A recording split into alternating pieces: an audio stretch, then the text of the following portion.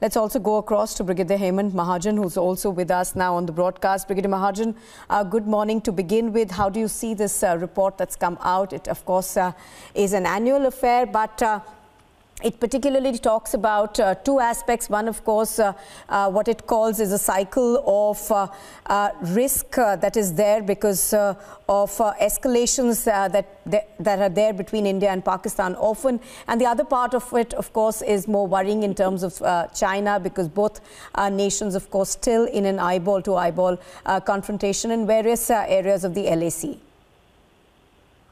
Yes, actually what is happening now is Pakistan is a very small player, but if you carry out the assessment of various reports that emerge out of European countries and American countries in USA, what comes out very clearly in that is that they consider China as enemy number one.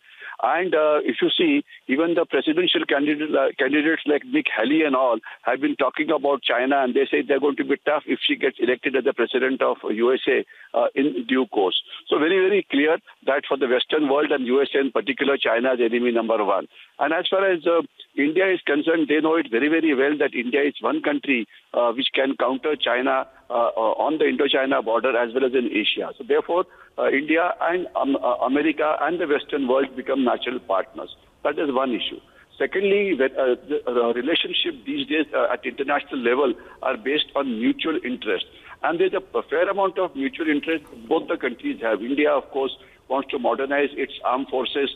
And today, USA and the Western world are technological power number one, superpower of technology. So there's a lot of technologies that we want from these countries, including the niche technologies, including the disruptive technologies like artificial intelligence and Internet of Things and all, which will improve our defense preparedness. That is one issue. And secondly, the USA economy depends hell of a lot on what is called as a military-industrial complex. You know, like there was a recent report of Tata's manufacturing a lot of aircraft with the help of USA and UK and all those countries, you know. Purely in terms of purchasing, today India is number 5 economy in the world. But in terms of purchasing power parity, which is the capacity to buy things from outside world, we are at number 3, meaning we are a huge market for technological issues, huge market for various industries, huge market for various military aspects, you know.